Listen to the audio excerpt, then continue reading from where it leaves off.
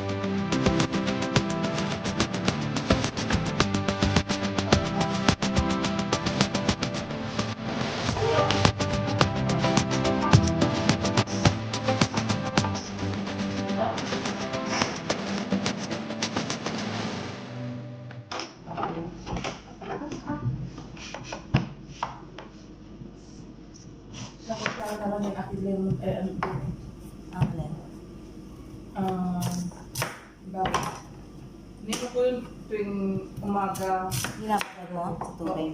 Hindi. Sa honey. Walang tubig? Wala. Ay, akala ko iniinom mo yung tubig. Hindi. Ano? Puro ganito.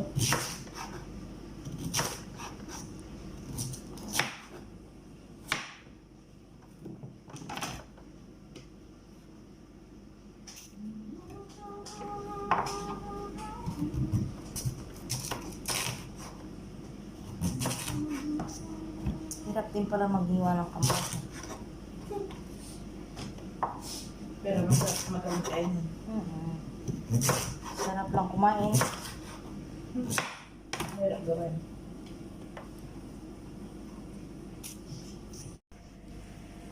Ayan na, na-slice na po ang kamote.